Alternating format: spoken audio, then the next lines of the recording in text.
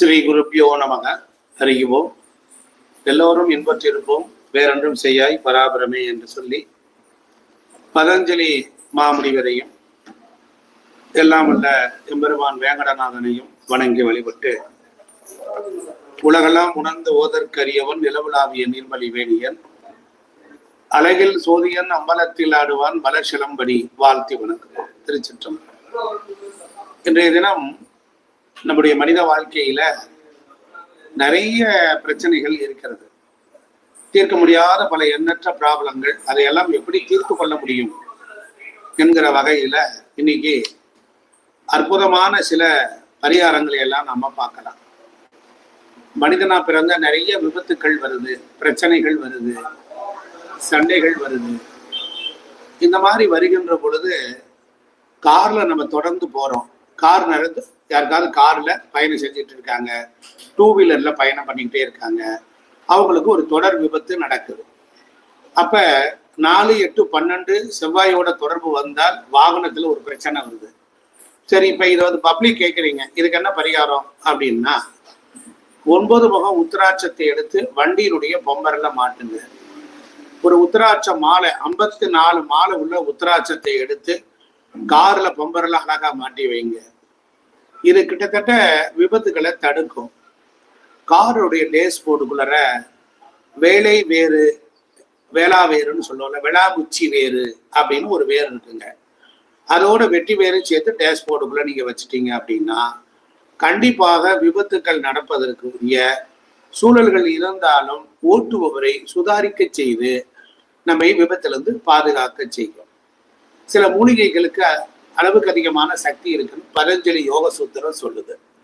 So அதுபோல இரண்டாவது, ஒரு மனிதனுக்கு தொடர்ந்து கடன் வந்துகிட்டே இருக்கு. குரு வந்து கேதுவோட நட்சத்திரத்துல இருந்தால் கடன் வரும். கேதுவை குரு பார்த்தால் கடன் வரும். குரு திசையில கேது புத்தி, கேது புத்தியில குரு புத்தி, குரு கேது சேர்த்து இணைஞ்சிருந்தாலும் கடன் வரும். கேது என்பது கடனை கொடுக்கும். அது இப்படி எல்லாம் நிறைய சொல்லிட்டு போகலாம். பட் இதுக்கு ஒரு பரிகாரம் வேணும். அப்ப கார்த்த வீரிய அர்ஜுனர் அப்படின்னு சொல்லி ஒரு தேவர் இருக்கார். அந்த கார்த்த வீரிய அர்ஜுனர் அப்படிங்கிற அந்த கடவுளுடைய எந்திரம் இருக்கு. அந்த எந்திரத்தை எடுத்து நீங்க காருக்குள்ள வச்சுக்கிட்டாலும் சரி, அது உங்களுக்கு விபத்துக்கள் இருந்து தடுக்கப்படும்.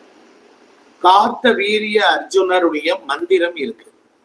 அந்த மந்திரத்தை நீங்க வந்து எழுதி வைத்து கொண்டு உங்களிடத்திலிருந்து நட்பாக, அன்பாக உறவாடி அக்கம் பக்கத்துல சந்தோஷமா மகிழ்ச்சிகரமா வாழ்ந்துட்டு, நம்ம எந்த விதமான எழுத்துக்களும் இல்லாமல் நம்ம சின்னமா நம்ம கிட்ட பேசிய நம்மளுடைய எப்படி சொல்றது, நம்மளுடைய வீக்னஸை பயன்படுத்தி அப்படியே சொல்லி இது பண்ணி கொஞ்சம் கொஞ்சமா பணத்தை வாங்கிடுவாங்க. ஒரு ஃபைன் மார்னிங் அது பேட் மார்னிங் ஆகிடும். கேட்டா பணம் தரமாட்டாங்க. இப்படிப்பட்டவர்களை வரவழைக்கிறதுக்கு இந்த கார்த்த வீரிய அர்ஜுனர் கடன் கொடுத்துட்டு வாங்கிட்டு நெஞ்ச நிமித்துறான். இந்த மந்திரத்தை பிரயோகம் பண்ணி யாக வேள்வி பண்ணிய செய்யும் பொழுது அடிச்சு உதைச்சு அந்த பணத்தை அவங்கிட்ட இருந்து கொண்டு வந்து காலடியில போடுறதுக்கு வேலையை செய்வார். ஈவிரக்கம் பார்க்காமலே அடிப்பார். ஸோ அதனால இந்த மாதிரி விஷயங்கள். அடுத்தாப்புல எடுத்துக்கிட்டீங்க அப்படின்னா, பங்காளி உறவுல அடிக்கடி சண்டை வந்துகிட்டே இருக்கும். பங்காளி உறவுல அது பங்காளி என்பது செவ்வாய். செவ்வாய் என்பது பொறுத்தளவில் நிலம், பூமி, சொத்து, வளர்ச்சியை கொடுக்கக்கூடியது. சனி அப்படின்னு சேரும் பொழுது சனினா இரும்பு, செவ்வாய்னா காந்தம். இந்த செவ்வாய் இந்த இரும்பை இழுத்த உடனே என்ன ஆகும், பங்காளி உறவுல பிரச்சனை வரும். இந்த மாதிரி ஜாதகத்துல யாருக்காவது இருந்தால் நீங்களே பார்க்கலாம். உங்க ஜாதக நோட்ல செவ்வாயை சனி பார்க்கிறார், செவ்வாய் சனியை பார்க்கிறார். இப்படி இன்னும் பர்டிகுலரா 3ஆம் பாகத்துல போயிட்டாலோ இப்படிலாம் இருந்தாலும் இந்த மாதிரி சித்திரவதை வரும். சரி, இதெல்லாம் போக்குறதுக்கு என்ன வழிமுறைகள்? செவ்வாய்னா சொத்து. இப்போ பரிகாரம் என்ன செய்யலாம் அப்படின்னா, ஒரு முள்ளால எடுக்கிறதுன்னு பேருங்க. அதாவது பெரும்பாலும் வீட்டுல வந்து காம்பவுண்டை சுற்றிலும் கருவேல முள்ளுன்னு சொல்லி ஒரு முள்ளுல செடியாட்டம் வச்சு காம்பவுண்ட் ஆட்டம் அடைப்பாங்க. சில பேர்களுக்கு இந்த முள்ளு வேலி காம்பவுண்டு போடுவாங்க. முள்ளு வேலியிலேயே பின்னி போடுவாங்க. கருங்கல் என்பது சனி, அந்த கம்பி என்பது சனி. இப்ப செவ்வாயை விட சனியினுடைய ஆதிக்கத்தை அதிகமாக்கிட்டீங்கன்னா குளிர்ச்சி ஆக்கி விட்டுரும். சாந்தமாய்க்கும். அந்த முள்ளுவேலி கம்பிகள் அது பண்ணிட்டீங்கன்னா வளைந்து போகும்போது கேட்கும். அப்ப எந்த தர்மத்தின் அடிப்படையில் ஒரு பிரச்சனை வருதோ அதே தர்மத்தின் அடிப்படையிலே போய் அதை உடைச்சிடலாம். இதாங்க பரிகாரம். இப்ப நிறைய பேர் பார்த்தீங்கன்னா இந்த ராகு செவ்வாய் சனி, இந்த ராகு செவ்வாய் சனிக்கு என்ன செய்யலாம் அப்படின்னா, இயற்கையில அது நம்ம மாசுபடுத்தும், நம்மளையும் சிரமப்படுத்தும். அதற்கு சில செடிகள்லாம் இருக்கு. தக்காளி செடி வளர்க்கலாம். சொடக்கு தக்காளின்னு ஒரு தக்காளி இருக்கு, அந்த செடியை வச்சு நாம பேலன்ஸ் பண்ணலாம். நிறைய கேஸ் எல்லாம் வரும், அதெல்லாம் ஜெயிக்கலாம். அதில் இப்போ சனி என்றாலே நாம் எடுத்துக்கொண்டா கசப்புன்னு அர்த்தம். சனினா கசப்பு, செவ்வாய்னா சொத்து. அப்ப இந்த சனியும் செவ்வாயும் சேர்ந்தவங்களுக்கு நல்ல வளர்ச்சி இருக்கும். செவ்வாய்னா வளர்ச்சின்னு சொல்லியிருக்கு. நல்ல வளர்ச்சி வரும்போது சில பேருக்கு பொறாமை குணத்தையும் அதிகமாக கொடுக்கும். அந்த பொறாமை குணம் வராம நம்ம தடுக்கணும் அப்படின்னா நம்ம என்ன பண்ணலாம்னா, சில தூபங்களை நாம போடணும். நல்லா கவனிக்கணும். அந்த தூபங்களை போட்டு வந்தாலே போதும். அந்த என்ன தூபம் அப்படின்னு கேட்டீங்கன்னா, அகிலி துகிலி அப்படின்னு 2 பொருள் இருக்கு. அந்த 2 பொருளை தூபம் போட காற்று மண்டலத்துல ஒரு கிரகம் நமக்கு அந்த கதிர்வீச்சு நம்ம உடம்புல வரும். நம்ம குடியிருக்கிற அறைகள் முழுவதும் பரவும். அப்ப இந்த கெட்ட கிரகங்களின் சேர்க்கைக்கு இந்த தூபத்தை போடும் பொழுது நம்ம பிராண சக்தியில தடுமாற்றம் இல்லாம நம்மளே சாந்தப்படுத்தும். இது ஒரு ரகசியம் ஒண்ணு. அடுத்தாப்புல ஜாதகத்துல லக்னம் என்பது ஒரு செயலை குறிக்கும். ஜாதக கட்டத்துல லக்னம் என்பது ஒரு செயலை குறிக்கும். லக்ன அதிபதி அப்படிங்கிறவர் என்னன்னா செயலை எடுத்துக்கொண்டு செல்பவர். அப்ப செயலை எடுத்துக்கொண்டு செல்பவருக்கும் நாம பார்க்கணும். இப்ப லக்னம் என்பது ஜாதகம். லக்னாதிபதி எங்க இருக்காரோ, எந்த வீட்டில் இருக்கிறாரோ, அது சம்பந்தப்பட்ட உணவு, அது சம்பந்தப்பட்ட உடை, இவைகளை நாம மெயின்டைன் பண்ணா நல்லா இருக்கும். லக்னத்தின் மேல சில கிரகங்கள்லாம் உட்கார்ந்துருக்கும். அந்த கிரகங்கள்லாம் அந்த ஜாதகருக்கு, லக்னம் என்கிறது ஜாதகர் தலை, கிரகங்கள் உட்கார்ந்துருக்கு அப்படின்னா தன்னுடைய எண்ணத்தை அது திணிக்கும். இடத்துல போய் உட்கார்ந்துருக்கோம், நாம என்ன குணமா இருக்கோ அங்க பேசிக்கிட்டு இருப்போம், அந்த கருத்தை சொல்லுவோம். அதுபோல லக்னத்தில் நின்ற கிரகங்கள், எந்த பாவத்தில் நின்ற கிரகங்கள் அந்த பாவத்தில் தன்னுடைய எண்ணங்களை கருத்துக்களை திணிக்கும். அப்ப திணிக்கும் பொழுது என்ன செய்யணும், எந்த வீட்டில் கிரகம் உட்கார்ந்துருக்கோ அந்த வீட்டின் அதிபதி நல்லா இருந்தாருன்னு வச்சுக்கோங்களேன், நாம கவலைப்பட வேண்டியதில்லை. அந்த கிரகங்கள் கொடுக்கிற எண்ணங்களை அவர் அக்செப்ட் பண்றாரா இல்ல நிராகரிக்கிறாரா அப்படிங்கிறது அந்த எந்த பாவமோ அந்த பாவாதிபதி நின்ற வீட்டை வச்சு நாம தீர்மானிச்சுக்கலாம். இப்ப உதாரணத்திற்கு நம்ம வீடுகள்ல லட்சுமி கடாட்சம் கிடைக்கணும். கொஞ்சம் ஜோதிடம், கொஞ்சம் பரிகாரமா அப்படியே நான் கொஞ்சம் இன்னைக்கு டிராவல் பண்றேன். இப்ப வீடுகள்ல எடுத்துக்கிட்டீங்க அப்படின்னா, நம்ம சுவாமி ரூம்ல கேதுவை எப்பவுமே சிறுசா தான் வச்சுக்கணும். பெரிய பெரிய பூஜை அறைகள்லாம் வைக்கக்கூடாது. சிறிய பூஜை அறைகளும் இருந்தால், சின்ன ரூம் இருந்தால் அந்த கேது ஆதிக்கம் செலுத்தும். அப்போ உடனே நம்ம என்ன பண்ணணும்னா, எப்பொழுதுமே வடகிழக்கு மூலையில பூஜை அறையை வைக்கக்கூடாது. சின்ன செல்ஃபுகள்ல வச்சுக்கணும். கேதுவுக்கு இம்பார்ட்டன்ஸ் நம்ம ரொம்ப குறைவா கொடுக்கணும். ஈசானி மூலையில ஒரு சின்ன அறையாட்டம் வச்சு அங்க ஒரு பூஜை அறையாட்டம் வச்சிருந்தீங்கன்னா, அங்க குருவின் இருக்கிற இடத்துல கேது வந்துடும். அப்ப அந்த பகுதி வளர்ச்சி அடையாமலே போயிடும். அப்ப நம்ம குழந்தைகள் பகுதி ஈசானிய மூலை, அந்த ஈசானிய மூலையில போய் நீங்க தடங்கள் அது மாதிரி வச்சீங்கன்னா பிரச்சனை வரும். நிறைய பேர்களுக்கு குலதெய்வம் பேசணும், குலதெய்வம் பேச மாட்டேங்குது அப்படிங்கிறவங்க நீங்க சிவகோத்திரமா விஷ்ணு கோத்திரமானு பார்க்கலாம். நீங்க எப்பவுமே உங்க ஜாதகத்துல, உங்க அப்பா ஜாதகத்திலையும் உங்க ஜாதகத்திலையும் லக்னம் எப்படி இருக்குன்னு பாருங்க. அதற்கு 5ஆம் வீடு என்பது பூர்வத்தை சொல்லக்கூடியது. 5ஆம் வீட்டில் எந்த கிரகம் இருக்கு, 5ஆம் வீட்டின் அதிபதி எங்க போய் இருக்கார் அப்படின்னு தெரிஞ்சுக்கிட்டீங்கன்னா ராசிக்குரிய கடவுள்கள் வரும். அது சூரிய கோத்திரமா விஷ்ணு கோத்திரமா அப்படின்னு தெரியும். 5ஆம் வீடு, 5ஆம் வீட்டின் அதிபதி, 5ஆம் வீட்டின் அதிபதி நின்ற வீடு, 5ஆம் வீட்டை பார்த்த கிரகங்கள், இவைகளை வைத்து குலதெய்வத்தை சொல்லலாம். அப்ப எதுவுமே தெரியலையா, ஒரே ஒரு விஷயம், உங்க பூஜை அறையில ஒரு மனை பலகையில காலபுருஷத்துக்கு கர்மஸ்தானம் 10ஆம் இடமும் 12ஆம் இடமும் கர்மஸ்தானம்.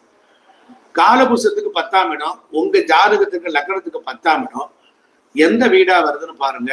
அந்த வீட்டுக்குரிய கிரகத்துடைய தேவதையை எடுத்துக்கங்க. நீங்க பூஜையில செவுத்துல கிழக்கு பார்த்து நல்ல மஞ்சள் தடவி விபூதி பட்டை போடணும்.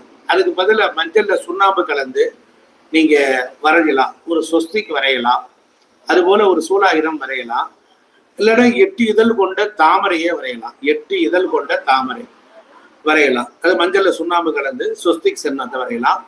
குறிப்பா யானை படத்தை நீங்க வரையலாம்.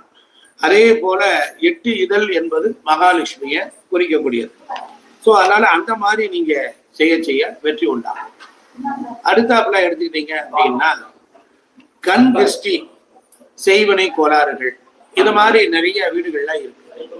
அப்ப அந்த கண் திருஷ்டி இருக்கு, செய்வனை கோளாறு இருக்கு அப்படின்னா கிட்டத்தட்ட காரணமே இல்லாமல் நம்ம ஜாதகத்துல ஒரு பழி, பாவம், அசிங்கம், அவமானம், கஷ்டங்கள் இவைகள் எல்லாம் நமக்கு வரும். அது எப்படி வரும் அப்படின்னா தந்தையினுடைய கர்மா வரும். தனது கர்மான்னு ஒண்ணு இருக்கு. தனது கர்மானா நாம எண்ணத்தால, புத்தியால, சிந்தனையால நாம இந்த பிரிவுல தப்பு பண்ணுவோம். ஒரு ஆண் நல்ல ஒரு அழகான பெண்ணை பாக்குறேன், பெண் ஆண்னா காமம், ஒரு பெண்ணை பாக்குறவங்க எல்லாம் பார்ப்பாரு. வயிறுக்கு தக்கபடி ஒழுக்கமா இருக்க முடியாது. எண்ணங்கள் வாயிலாக அந்த பெண்ணை அடைந்துட்டதாகவும் அவளோடு வாழ்ந்துட்டதாகவும் இவர் மனசுல எண்ணுவார். அது போய் புதுசா ஒரு கர்மாவா பதியும். அதுதான் 12ஆம் இட கர்மான்னு அர்த்தம். அப்ப இந்த புதன் எங்க இருக்கிறாரோ, நம்ம அப்பாவோட கர்மாவை புதனை வச்சு தெரிஞ்சுக்கலாம். அப்பாவுடைய சிந்தனைகள் நல்ல விதமா இருக்கா, கெட்ட விதமா இருக்கா என்பதை புதனை வச்சு நாம தெரிஞ்சுக்கலாம். உங்களுடைய கர்மா நீங்க என்ன பண்ண போறீங்கிறது இப்ப இருக்க புதனை வைத்து பார்க்கலாம். உங்க பிள்ளைக்கு எந்த மாதிரி வளர போறான், எப்படி மாதிரி வாழ போறான், இல்ல ஒரு பொண்ணை எடுக்க போறோம், அந்த மாப்பிள்ளையோட ஜாதகத்துல அந்த புதனை வச்சுட்டா அது எந்த கிரகம் பாக்குது, என்ன பண்ணுதோ அவன் இந்த ஜென்மத்துல இந்த சிந்தனையில தான் இருப்பான் அப்படிங்கிறத நம்மளால தெளிவா சொல்ல முடியும். இப்படியெல்லாம் இருக்கும் பொழுது இதையெல்லாம் சேர்ந்து நாம விதைத்த விதையானது கிரெடிட்ல போய் ஒரு அக்கௌண்ட்ல போய் நிற்கும். நம்ம வளர்ச்சி நல்ல தசாபுத்தி காலத்துல அந்த புதன் உள்ள வந்து என்ன பண்ணுவாரு, ஐயா உங்கள்கிட்ட ஏற்கனவே ஒரு டாக்குமெண்ட் இருக்குது, நீ பிறந்ததுல இருந்து இது வரைக்கும் பண்ணியிருக்கிற, அதனால இந்த கர்மாவை நீ இப்ப அனுபவிக்கிறியா இல்ல தசாபுத்தியில கழிச்சுட்டு போறியான்னு கேட்கிற மாதிரி லக்ன புள்ளி இருக்கிற கிரகத்தோட போய் அது பேசும். அப்ப லக்ன புள்ளி என்ன வச்சிருக்கோம் அப்படின்னா போன பிரிவுல நம்மளுடைய லைஃப் ஸ்டைலினுடைய கிரீட்டிங் இறக்கும் போது எந்த சிந்தனையில இறங்குமோ அதுதான் லக்ன புள்ளி சொல்லும். அதுதான் தசா புத்தியில முதல்ல புத்தி கர்ப்ப செல்லு போக மீதி இருக்கிற ஈர்ப்பு இருக்கு பாருங்க, அதுதான் தொடர போகுது, ரீஸ்டார்ட் பண்ண போகுது. ஸோ இதுக்கெல்லாம் ஒரு கர்மாவோட ஒரு கண்டினியூட்டி உண்டு. நம்மளுடைய பிறப்பே கர்ம பிறப்பு தான். அவன் சந்திரனுக்கு 1, 4, 7 இந்த மாதிரி 10ல சனீஸ்வர பகவான் இருந்தால் அது வந்து என்ன செய்ய போகுது அப்படின்னா அது கர்மா ஜாதகம்னே நம்ம எடுத்துக்கொள்ளணும். சந்திரனுக்கு 1, 4, 7, 10ல இருந்தா கேந்திரம் என்பது எதை சொல்லும் அப்படின்னா தாய்வழி கர்மாவை சொல்லும். சந்திரனுக்கு கர்மா இருக்கா, தாய்க்கு கர்மா இருக்கான? தாய் கர்மா கிடையாது. பெண்ணுக்கு எப்பவுமே கர்மா கிடையாது, ஆணுக்கு மட்டும்தான் கர்மா உண்டு. அந்த கர்மாவை சூரியன் தான் என்ன பண்ணார், கர்மத்துக்கு அதிகாரி. அவர் படம் பிடிச்சு வச்சிருப்பார், அவர் வச்சிருப்பார். அவருக்கு எப்படி ரெக்கார்டு போகும் அப்படின்னா ராகு என்கிற ஒரு கிரகம் படம் பிடிச்சு கொண்டுட்டு போய் சூரியன்ட்ட கொடுத்துரும். சூரியன்ட்ட கொடுத்த உடனே சூரியன் சனீஸ்வரனை கூப்பிட்டு இந்த ஜாதகர் பூமியில பிறக்க போறார், இந்த பேருக்கு போய் இந்த கர்மாவெல்லாம் வசூல் பண்ணிட்டு வா அப்படின்னு சொல்வார். அதனாலதான் நம்ம சந்திரனை தேடி சனி பகவான் நெருங்கி வருகிறார். சுத்தி சுத்தி வந்து நம்ம வாழ்க்கைய என்ன பண்ணுவார், கர்மாவா மாத்திடுவார். ஒரே ஒரு விஷயம், எதுக்குமே பரிகாரம் வேண்டியது இல்லை. இந்த பூமியில கரெக்டா இறைவன் என்ன வகுத்து கொடுத்தாரோ, எப்படி எல்லாம் இயற்கையா இருக்குமோ அதன்படி நம்ம நடந்து கொண்டாலே போதும், எந்த பரிகாரம் வேண்டாம். ஒரே ஒரு விஷயம் என்னன்னா தன்னிலை உணர்தல் என்கிறாரா ஆன்மீகம். தன்னை உணர்தல் என்கிற உயரிய நிலைக்கு அழைத்துட்டு போவது ஆன்மீகம். இப்ப கடவுள் ஒரு மனுஷனையும் படைச்சு கர்மாவையும் படைச்சிட்டு அவர் வந்து பூமியிலே இருக்கார், அவர் மேல உலகத்துல எல்லாம் இல்லை. அப்ப அவர் என்ன சொல்றாரு அப்படின்னா சித்தர்கள், மகான்கள், ஞானிகள், யோகிகள் இவர்கள் வாயிலாக சில விஷயங்களை பூமியில தர்மத்தை விதைக்கிறார். அந்த தர்மத்தை விதைக்கிறார். அப்ப அந்த தர்மத்தின்படி என்ன சொல்றாங்க ஒவ்வொருத்தர், இந்த மாதிரி ரொம்ப சிரமப்படுற, இது மாதிரி நீ இப்படி கோயிலுக்கு பரிகாரம் பண்ண, இப்படி போகிற. அப்ப தர்ம சாஸ்திரம் என்பது கர்மாவை என்ன பண்ணுவாங்க, கழிச்சுதான் கழிக்க முடியும், உழைச்சுதான் கழிக்க முடியும், அனுபவிச்சுதான் கழிக்க முடியும். இப்ப நீங்க ஜம்ப் பண்ணீங்கன்னா அடுத்த பிரிவில் இதெல்லாம் மிச்சத்தெல்லாம் அள்ளி கொண்டு போய் கொடுக்குறவங்க சூரியன், ராகு, சனி, இந்த 3 பேர் செஞ்சு விடுவாங்க. அதனால உடலால் அழியக்கூடிய கர்மா, உள்ளத்தால் அழியக்கூடிய கர்மா, அது மாதிரி இருக்காரு. இப்படி எல்லாம் நிறைய விஷயங்கள் இருக்கு. அப்ப ஜோதிடர்கள் நம்ம வந்து இதையும் ஒரு விஷயத்த நாம தெளிவா பார்த்து கொள்ளணும். சரி எல்லாம் சொல்லிக்கிட்டே போறீங்க, கேட்க நல்லா இருக்கு, பட் இதுக்கு என்ன சொல்யூஷன் இல்லையா? மீண்டும் நம்ம அங்கதான் வருவோம். அப்ப அதுக்கு என்ன சொல்றாரு, கடுகுலையே வெள்ளை கடுகுன்னு ஒரு கடுகு இருக்கு, மஞ்சள் கடுகுன்னு இருக்கு. இந்த வெண்கடுகு இருக்கிறது, உப்பு இருக்கு, உப்பு, காஞ்ச மிளகாய், ஒரு பச்சை கற்பூரம், கொஞ்சம் மிளகு, இதெல்லாம் ஒரு வெள்ளை துணியில கட்டி ஞாயிற்றுக்கிழமை அன்னைக்கு இரவு 9 மணிக்கு மேல நம்ம தலையை 9 தடவை சுத்தி கொஞ்சம் எண்ணெயை ஊத்தி கண்ணு சிரட்டையில வச்சு எரிச்சோம் அப்படின்னு சொன்னா என்ன ஆகும்? கர்மாவானது, பார்வை திருஷ்டியும் கொஞ்சம் குறையும். சரி, இப்படிலாம் இருக்கு, ரொம்ப சந்தோஷம். பெண்கள்லாம் கேட்குறாங்க நிறைய ஆர்வமா, நகை சேரணும், நகையே நிற்க மாட்டேங்குது அப்படின்னா, நாம வியாழக்கிழமையே புனர்பூச நட்சத்திரமோ ஒன்னா என்னைக்கு வருதோ, வியாழக்கிழமையும் புனர்பூச நட்சத்திரமும் என்ன ஒன்னைக்கு வருதோ அந்த நாள்ல வந்து அது வளர்பறையா இருந்துச்சுன்னா அன்னைக்கு நகை வாங்கணும், தொடர்ந்து தங்கம் செய்யணும் அப்படின்னா நாம இதுல ஏதோ உள்ள கோளாறு பண்ணிருக்கோம். அடுத்தபடியா வந்து ஒரு ஜாதகத்துல கொடுத்த பணத்தை கொடுக்காம ஏமாத்திக்கிட்டே இருக்கான், கொடுத்த பணத்தை திருப்பி தரமாட்டான், நெஞ்ச நிமித்துறான். அப்ப அவனை என்ன செய்யறது அப்படின்னா, கிரகங்கள் காரகத்துவத்துல பூமியில நிறைய வச்சிருக்கு. சூரியனா அவனுடைய காரகத்துவம் ஒரு 5000 இருக்கும். எல்லாமே பஞ்சபூதங்கள்ல சம்சயமாகி ஒன்றோடு ஒன்று இணைந்து பிணைந்து புதிய ஒன்றை உருவாக்கி பூமி முழுவதும் பரவ விட்டுருக்கு. இதை நாம தெரிஞ்சுக்கணும். அதனால இந்த நிலக்கரி, கொஞ்சம் மஞ்சள் துணி, கொஞ்சம் எண்ணெய் சேர்த்து வச்சு தலையை சுத்தி வச்சு எரிச்சிட்டான்.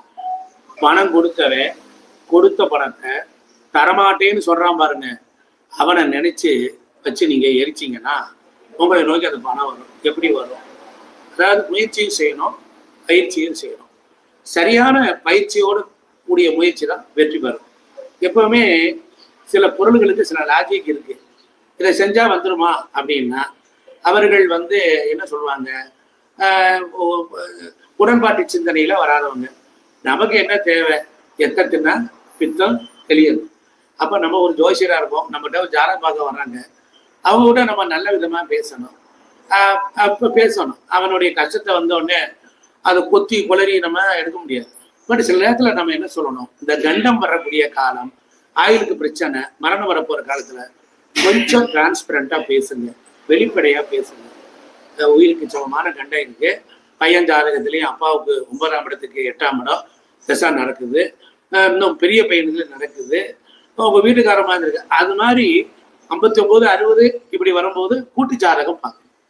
அதெல்லாம் நம்ம தெரிஞ்சுக்கணும். நம்ம அதெல்லாம் தெரிஞ்சுக்கொண்டு கம்பேரிஷன் பண்ணி ஸ்டடி பண்ணிட்டு அவங்ககிட்ட மென்மையா இருக்கு, ஐயாவுக்கு 50க்கு 50 நல்லா இருக்கு, இருந்தாலும் நீங்க கொஞ்சம் பரிகாரங்கள்லாம் செஞ்சுக்கணும் அப்படின்னு சொன்னா இருக்கும். சில பேர் என்ன சொல்லுவாங்க, யாரையாவது பறி கொடுத்ததுக்கு அப்புறம் சொல்லுவாங்க, அன்னைக்கு நான் வந்து கேட்டேன், இல்லாம எப்படிமா நான் சொல்றது, நீங்க சொல்லியிருந்தீங்கன்னா என் பிள்ளை ஏதாவது சுதாரிப்பா காப்பாத்திருப்பேனே. வேற ஒரு பூமியில வாழணும்னு தான் ஆசைப்படுறான். அப்ப வாழணும்னு நினைக்கிறவனுக்கு ஜோதிடர்கள், தெய்வீகர்கள், கடவுளால் அனுப்பப்பட்ட தூதர். ஒரு பக்கம் தராசு மாதிரி துளாராசி தராசு, அங்கே ஒரு பக்கம் கர்மா இருக்கு, ஒரு பக்கம் தெய்வம் இருக்கு. இப்ப துளாராசிக்காரனை எடுத்துக்கிட்டீங்க, இப்ப எதுலையுமே பட்டுப்படாம இருப்பான். அப்ப தெராசு மாதிரி இருக்கு. தெராசு எங்க வச்சிருக்கிறான்? கோர்ட்ல வச்சிருக்கிறான். கோர்ட்ல போட்டிருக்கிற ட்ரெஸ் என்ன? கருப்பு வெள்ளை ட்ரெஸ். கருப்பு கலர் யாரு? சனி பகவான். அப்ப நீதி எங்க இருக்குது? சனீஸ்வரன் இருக்குது. அப்போ ஒரு ஜாதகத்துல சனீஸ்வர பகவானுக்கு வைத்துக்கொண்டு அதை லக்னமா வைத்துக்கொண்டு நம்ம பலன் பார்க்கணும். இப்படி பல வகையில பலன் பார்க்கலாம். இப்ப ஜாதகத்துல சுக்கிரன் கிரகம் தரக்கூடிய ஒரு தீங்குகள்லாம் இருக்கு. சுக்கிரன் வந்து தீங்கு தருவார். சுக்கிரன் என்ற ஒரு கிரகம் தீங்கு தர்றான்னா அவர் தேர்ந்தெடுத்துக்கிட்ட உயிர் காரகத்துவம் மனைவி. அவர் மனைவி நல்லா இருக்கா, ஜாதகத்துல கணவன் நல்லா இருக்குன்னா சகோதரி வந்துருவான். சகோதரினால இம்சை வரும். அப்படி இல்லைன்னா மாமியார் வந்துருவா. ஏதோ ஒரு வகையில ஒரு கிரகம் பொருள் காரகத்துவத்தையும் கெடுக்கும், உயிர் காரகத்துவத்தையும் ஏதோ ஒரு வகையில கெடுக்கும். அதனால இந்த மாதிரி இருந்துச்சுன்னா சின்ன வெள்ளை பட்டு துணியில நல்ல வாசனையுள்ள பூக்கள் நல்லா அப்படி கிட்ட கொண்டு வந்தாலே கம கம கமன்னு மணக்கணும். 6 வெள்ளை மலர்கள், எல்லாமே நியூமராலஜி கிரகம் எல்லாம் தான் வரும். நீங்க எல்லாத்தையும் அப்படி இது எனக்கு பிடிக்காது, எதாவது பிடிக்காதுன்னு சொல்லாம 6 வெள்ளை மலர்கள்ல ஒரு வெள்ளைப்பட்ட துணியில வச்சுட்டு அதை கட்டிட்டு நீங்க ஓட நீர்ல விட்டீங்கன்னா ஒரு கிரகம், நல்லா கவனிங்க, ஒரு கிரகம் ஒரு ஜாதகருக்கு இந்த கிரக இணைவு இவருக்கு ஒரு உயிருக்கு ஒரு துன்பத்தை கொடுக்க போகுது. அப்ப கிரகத்தினுடைய கதிர்வீச்சை டைவர்ட் பண்ணி அதனுடைய காரகத்துவ பொருள்களோட ஒன்னா சேர்த்து இப்படி பிடிச்சு விட்டோம்னா இது இங்கேயே கிரகம் முண்டிக்கிட்டு கிடக்கும், இவரு கொஞ்சம் ரிலீஸ் ஆவார். இது சாத்தியமா? அறிவுபூர்வமா சாத்தியமா? சாத்தியம்தான். இப்ப ஒருத்தருக்கு குருவும் செவ்வாயை குரு பாக்குறாரு. பையனுக்கு விபத்து நடந்துகிட்டே இருக்கு. குருனா குழந்தைகள், குழந்தை. குரு காரகத்துவம் உள்ள பொருள். என்ன சந்தன கட்டை எடுத்துக்கலாம், விரலி மஞ்சளை எடுத்துக்கலாம், அவருக்கு சுண்டல் கடலை எடுத்துக்கலாம். இது 3 பொருள் எடுத்துக்கலாம். குரு காரகத்துவம் அது. நகையும் எடுத்துக்கலாம். அப்படின்னா வசதி உள்ள என்ன சொல்றாரு. அப்ப இந்த 3ஐயும் எடுத்துக்கிட்டு இந்த செவ்வாய் பார்க்கிறாரு. செவ்வாய் பார்க்கும்போது தன்னுடைய 4, 7, 8 என்கிற டெபாசிட்டோடு பார்ப்பார். 8 என்கிற விபத்தை கொடுப்பார். 7 என்கிற கம்யூனிகேஷன் திருமண உறவை கொடுப்பார். அப்ப செவ்வாய்னா காமத்தினுடைய உச்சத்தை தொடுவார். அப்ப குருவை தொடுவார். இப்ப இங்க பாவமே வேண்டாம். கிரகம் பார்க்குது. சிரமம் வர்றான், பையன் ஸ்ட்ரகிள் பண்றான், போராடுறான். செவ்வாய்க்குரிய தானியத்தை எடுத்துக்கலாம். செவ்வாய்க்குரிய தானியம் எடுத்துக்கலாம். அதுக்குரிய தனிமங்கள். இது குருவுக்குரிய ஒரு லோகம் எடுத்துக்கலாம். செவ்வாய்க்குரிய லோகம் எடுத்துக்கலாம். இப்ப ஒரு நாய் கடிக்க வருதுன்னா ஒரு எலும்பு துண்டை போட்டீங்கன்னு வச்சுக்கோங்க. தப்பா யாரும் எடுத்துறாங்க. ஒரு நாய் வருது, கடிக்க வருது, ஒரு பிஸ்கட் போட்டீங்கன்னா பார்க்கும். ஆமா, அன்பா நீங்க கதிர்வீச்சுக்களை செலுத்துனீங்கன்னா என்ன ஆகும்? ஃப்ரீக்வன்சியில் அப்படியே நிற்கும். அதே மாதிரி கிரகங்கள் கதிர்வீச்சுக்களை உங்க உடம்புல கெமிஸ்ட்ரியா இருக்குது. உங்க உடம்புல சேரணும், சேர விடாம டைவர்ட் பண்ணி இந்த இதுகளை ஒன்னா இணைச்சு ஒண்ணு முடிச்சு போட்டீங்கன்னா என்ன ஆகும்னா, கையிலே வச்சுக்கிட்டீங்கன்னா அது ரெடியா அங்கதான் போகும். கையில பையோட வச்சுக்கிட்டோம்னா, ஒரு பையனுக்கு இந்த பிரச்சனை வருது, அவன் பையில ஹேண்ட் பேக்கில் இதை வச்சுக்கிட்டான்னா, ஒரு இடத்துல ஆபீஸ்ல வேலை பார்க்குற இடத்துல படிக்கிற இடத்துல உட்காந்தானா பேக்கில் வச்சாச்சா இவனுடைய இம்சை எல்லாம் அங்க போய்கிட்டே இருக்கும். அப்புறம் அதை எடுத்து போட்டுடலாம். இப்போ உதாரணத்திற்கு எதுவுமே ஒருத்தன் ரொம்ப இம்சை கொடுக்குறான், அந்த இடத்த காலி பண்ண சொல்றான் அப்படின்னு என்ன செய்யணும்? அப்ப யோசிச்சு பார்க்கணும். சரி, கருங்கல் ஒண்ணு எடுக்கணும், செங்கல் ஒண்ணு எடுக்கணும், ஒரு தர்ப்ப கயிறுல போட்டு கட்டி ஈசானி மூலையில வச்சாச்சுன்னா அந்த இடத்துக்கு வரமாட்டான். ஏன்? கிரகம் அங்க போய் முட்டுது. ஒருத்தருக்கு நான் ஏற்கனவே பல இடத்துல சொன்னேன், என்னுடைய சரக்கு எல்லாம் என்னுடைய சொந்தது கிடையாது, நான் படித்தவை, காதில் கேட்டவை.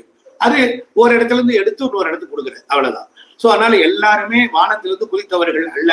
எல்லாரும் ஏதோ ஒரு குருமார்களிடத்துல படித்ததில் பிடித்தது, கண்டதில் கேட்டது, கேட்டதில் தெரிந்தது, தெளிந்தது, அறிந்ததை கொஞ்சம் விலக்கி சொல்லக்கூடிய ஒரு அறிவை இறைவன் தந்தான்.